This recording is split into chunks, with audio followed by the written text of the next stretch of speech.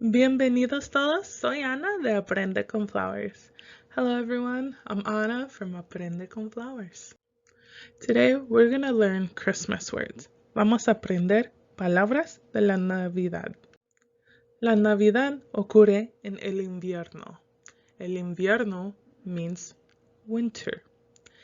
And winter, at least here in North America, happens in December. Sometimes it can happen earlier, but the official start of winter is in December, which is diciembre. Usually, at least here in the northern states, if it's December, you can guarantee snow, and snow is la nieve. Okay?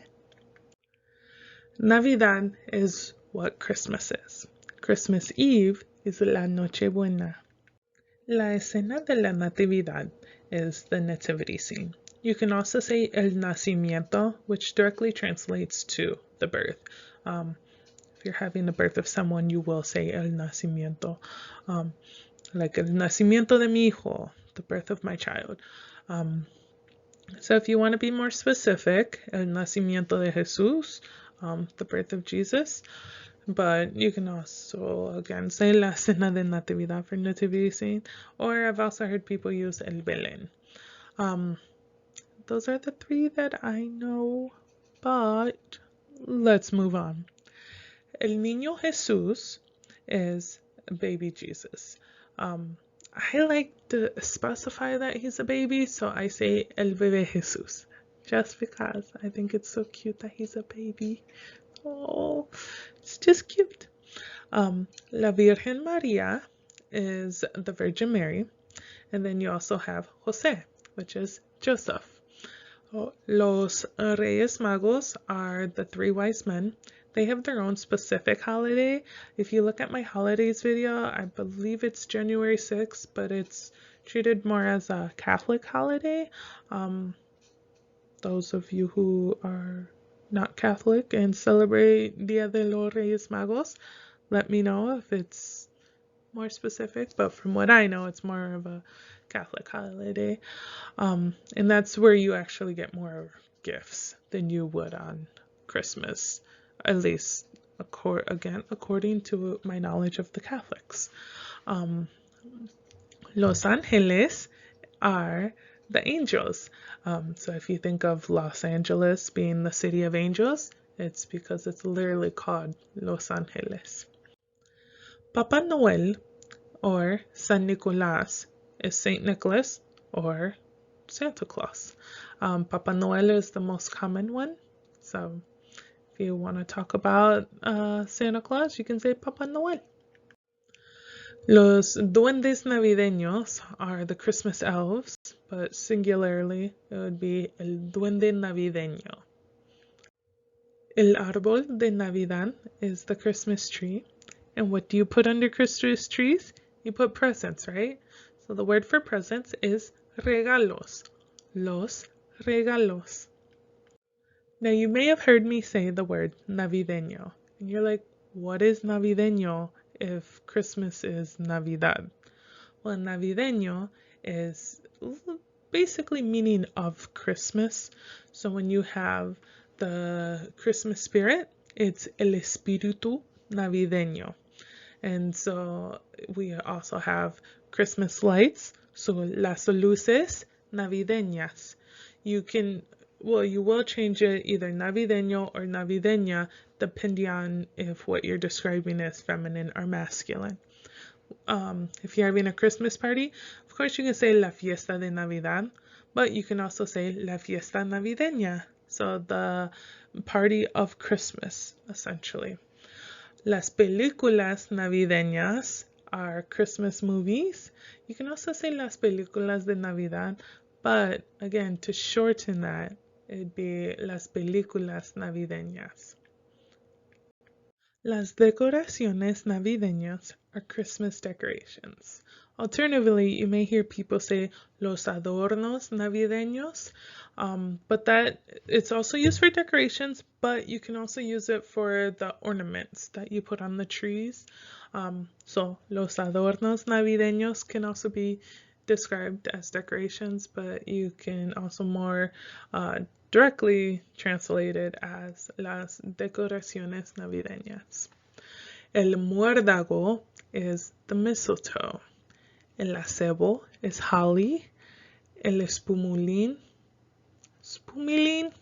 I don't know why I just flow into the U on that, but espumilín is tinsel, and then la guirnalda. La guirnalda is one of those words that you're going to hear used for multiple things, but it's not wrong. So la guirnalda is used for garland, but it's also used for the wreath, so the little round thing. I'll give you another words that you can use for wreath, just so you don't get confused. La corona de Navidad is also used for wreath, but you can also, I've heard it a few times, not as common, but el ramo de Navidad, that's what you'll use for the wreath. La chimenea. When I think of Christmas, I always think of la chimenea. So la chimenea, as it sort of sounds like, is the chimney. That's where you put all your decoraciones and your guirnalda y las luces, right? That's what you'll all put all around your little fireplace. El calcetín de Navidad. That is the Christmas stocking. Because calcetín also is like sock, so stocking is also seen as a sock. That's if you want to remember it that way, but if you want to specify that it's the Christmas one, you could say el calcetín de Navidad. I have not heard it used as el calcetín navideño, but again, it does sound plausible. I haven't heard it though, but you can try it. Los cascadeles are the jingle bells or sleigh bells, basically just bells, but it flows into all of them. So sleigh bells, jingle bells, bells is los cascadeles. El bastón de caramelo is candy cane. If you want to say multiple candy canes, you say los bastones de caramelos. That's just making them plural. But one of my favorite things about candy canes, it's not really candy canes, but it's actually more about cookies. My mom would take 2 doughs and she would dye one red and leave the one regular cookie color. And then she would take the 2 doughs, roll them out, and then twist them together and then form them into the shape of a candy cane. And we would have candy cane cookies. El hombre de pan de jengibre is the gingerbread man. Sounds like a mouthful, right?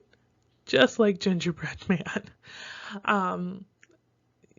You can literally, I don't think there's a shorter way of saying it. You just say the man of bread of ginger. Ginger is jengibre. In case you didn't figure that one out, but in pan is bread, hombre is man. You can learn a lot of words just by parsing them out that way, but el hombre de pan de jengibre.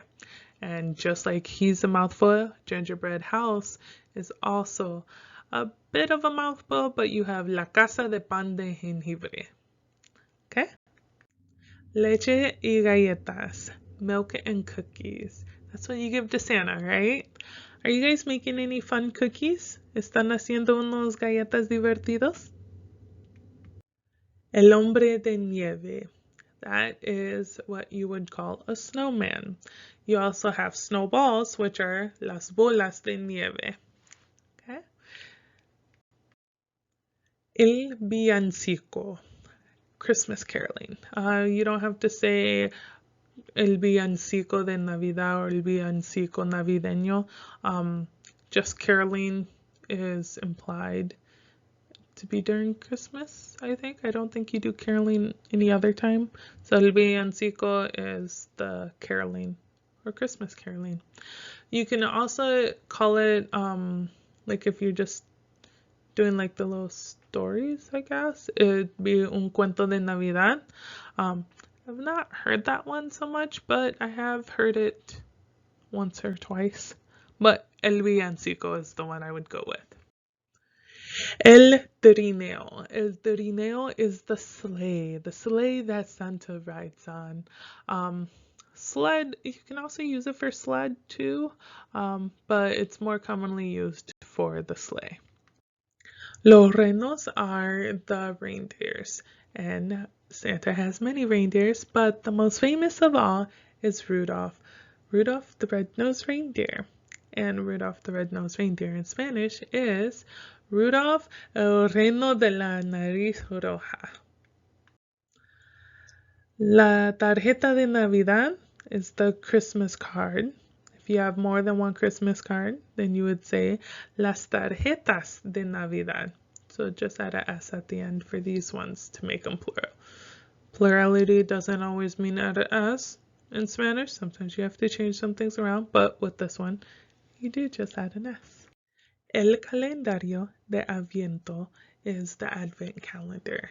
You guys can correct me if I'm wrong, but I do believe that is another Catholic tradition. Yeah. To wish someone a Merry Christmas and a Happy New Year, you can say Feliz Navidad y Prospero un Año Nuevo.